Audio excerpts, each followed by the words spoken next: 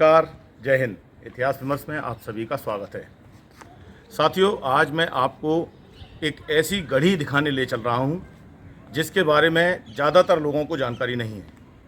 मुरैना के पास नूराबाद में ये गढ़ी स्थापित है। इन प्राचीन गढ़ी और किलों का बड़ा सामरिक महत्व हुआ करता था। आज ये गढ़ी अतिक्रमण और गंदगी की चपेट में है और काफ़ी दुर्दशा इसकी है। ऐसे ऐतिहासिक प्लेस को हमें सहेज के रखना चाहिए, जिससे इसके माध्यम से हम पर्यटकों को इन स्थानों तक ला सकें। तो आइए हम देखते हैं नूराबाद की इस गढ़ी को। नूराबाद में एक गढ़ी का निर्माण औरंगजेब के शासनकाल के दौरान कराया गया। चारों ओर ऊंचे ऊंचे राजप्रासाद वाली इस गढ़ी को 1661 ईस्वी में निर्मित कराया गया था। मुगल सरदार मोतमिद खां की देखरेख में इस भव्य स्थापत्य का निर्माण हुआ। यह एक बड़ी सराय की तरह थी, जिसकी वास्तु रचना गढ़ी के समान है। गढ़ी के दो छतरी युक्त विशाल प्रवेश द्वार हैं, जो उसकी पूर्वी और पश्चिमी दिशा में हैं। चारों ओर 25 फुट ऊंची मजबूत दीवार है। चारों कोनों पर ऊंचे बुर्जे बनाए गए हैं। गढ़ी में 84 कक्षों का निर्माण किया गया है, जो वर्तमान में अब कहीं दिखाई नहीं देते हैं। यूरोपीय यात्री टिफेन थेलर ने अपने यात्रा वृत्तांत में नूराबाद की इस गढ़ी का उल्लेख किया है। नूराबाद की गढ़ी तहसील मुख्यालय से लगभग 18 किलोमीटर की दूरी पर मुरैना ग्वालियर मार्ग पर आसन नदी के किनारे पर स्थित है। नूराबाद का प्राचीन नाम सिहोरा था। मुगल बादशाह जहांगीर द्वारा सन 1605 से 1627 ईस्वी के बीच नूरजहां द्वारा बसाए गए नूराबाद में एक गुलाब का उद्यान, एक पुल एवं एक सराय गढ़ी का निर्माण कराया गया था। इसमें से राज्य पुरातत्व संस्थान द्वारा नूराबाद का पुल व गन्ना बेगम का मकबरा संरक्षित किया गया है, जबकि नूराबाद की गढ़ी को संरक्षित नहीं किया गया है। यही कारण है कि आज यह अतिक्रमण और गंदगी की चपेट में है। नूराबाद 18वीं सदी में मुगल सरदारों व सूफियों का एक महत्वपूर्ण केंद्र था। ग्वालियर से लगभग 24 व मुरैना से लगभग 13 किलोमीटर की दूरी पर स्थित इस सराय के प्रवेश द्वार पर फारसी में लिखा एक अभिलेख मिलता है, जिसमें सराय की मरम्मत सन 1661 में औरंगजेब के शासनकाल में कराई गई बताया गया है। आइए अब चलते हैं इस गढ़ी के ऊपर की ओर। इन सीढ़ियों पर काफ़ी गंदगी है और हम चलते चलते यहाँ ऊपर आए हैं। ये अब मुड़ के देखते हैं। ये पूरा चौरस इसका पूरा देखिए आप स्थान। इसके नीचे कमरे बने हुए हैं, जिन कमरों का अभी हमने उल्लेख किया। बीच में जो नया निर्माण आपको दिखाई दे रहा है, ये बाद का है। अब इसमें एक पानी की टंकी भी है। एक सरकारी स्कूल यहाँ संचालित है। थाना भी यहाँ संचालित है। ये वो बुर्जे हैं जो अभी भी अच्छी स्थिति में हैं, और ये बगल से इन सीढ़ियों के माध्यम से इसके और ऊपर जाया जा सकता है। आइए चलते हैं इन सीढ़ियों से और देखते हैं।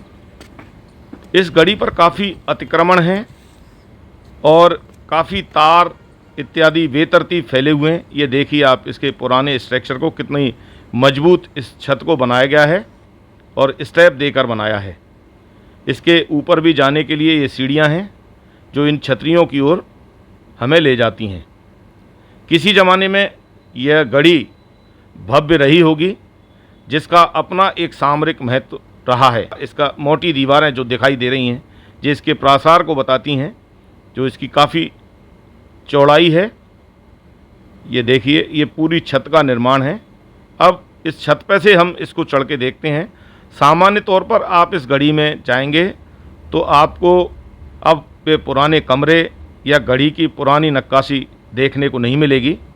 ये प्राचीन दीवार आप जरूर देख रहे हैं। इसके सहारे यहाँ कक्षों का निर्माण किया गया था, जो 84 कक्ष इस गढ़ी में बनाए गए थे। ये थाने में जो गाड़ियाँ हैं, जो जब्त की हुई वाहन इत्यादि, उनको रखा गया है। अगर राज्य शासन इस गढ़ी को अपने संरक्षण में ले तो ऐसे स्थानों से हम पर्यटकों को लाकर, ऐसे स्थानों पर पर्यटकों को लाकर हम स्थानीय स्तर पर रोजगार के संसाधन उपलब्ध करा सकते हैं। इस गढ़ी के प्रवेश द्वार पर, पश्चिमी प्रवेश द्वार पर पुराना श्री गणेश जी का मंदिर भी है, जहां आज भी लोग पूजा अर्चना करते हैं। अब ये प्रवेश द्वार काफ़ी सकरा कर दिया गया है। प्रवेश द्वार से घुसते ही आपको गंदगी दिखाई देगी। वो सारी समस्याएं अभी भी हैं। ये आप देखेंगे, ये मेहराब द्वार, जो प्रवेश द्वार के अंदर कक्ष बनाए गए हैं, जिनमें अब फिलहाल कोई नहीं रहता है।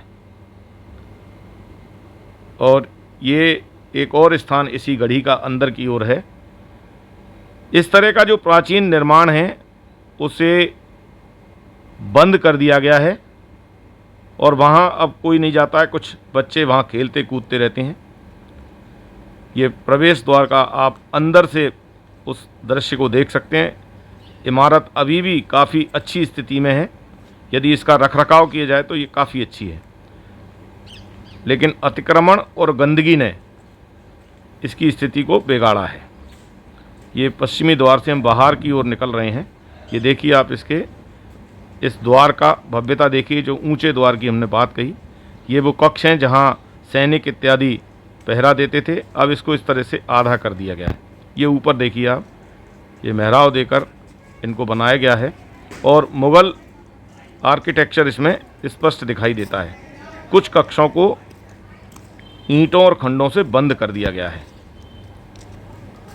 यदि इस तरह के पुराने स्थापत्य को हम दर्शकों के लिए खोलें, इसमें साफ सफाई रखें, तो निश्चित रूप से हम यहाँ स्थानीय स्तर पर पर्यटन को भी बढ़ा सकते हैं और रोजगार के अवसर भी पैदा कर सकते हैं। यहाँ पास में ही प्राचीन नूराबाद का पुल है। ये वो थाना है जिसकी मैं चर्चा कर रहा था, जो यहाँ थाना इसी गढ़ी में इस समय संचालित हो रहा है। ये वही थाना है। ये देखिए आप, इसकी ऊंची दीवार है। अब इसको पुताई से कर दिया गया है, पेंट किया गया है। ये वही छतरियाँ जो दोनों प्रवेश द्वारों के ऊपर दिखाई देती हैं। ये इसका पूर्वी द्वार है और यहाँ ये आपको थाने की सारी कार्रवाई होते भी दिखाई दे जाएगी। तो मैं बता रहा था आपको, यहाँ नूराबाद का पुल है, प्राचीन ऐतिहासिक पुल है, जिसे अब बंद कर दिया गया है। राज्य पुरातत्व संस्थान द्वारा उसको संरक्षित भी किया गया है। साथ ही नूराबाद में ही थोड़ा आगे चलकर आपको गन्ना बेगम की जो समाधि है, जो उसका मकबरा है, वह भी दिखाई देगा।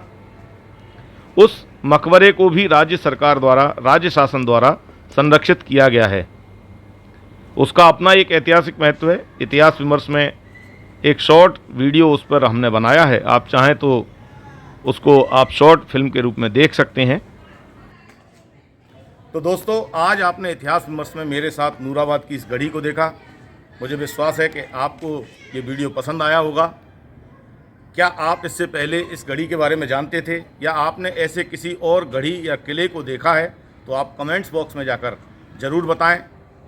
इतिहास विमर्श से यदि आप अभी तक नहीं जुड़े हैं तो आप इससे जुड़ें, इसे सब्सक्राइब करें, बेल आइकन पर जाएं और ऑल के ऑप्शन पर जाएं, जिससे इस चैनल के माध्यम से समय समय पर मैं जो सूचनाएं आपके लिए लाता हूं वो सबसे पहले आपको मिलें। आपने ये वीडियो पूरा देखा, इसके लिए आपको बहुत बहुत धन्यवाद। जय हिंद।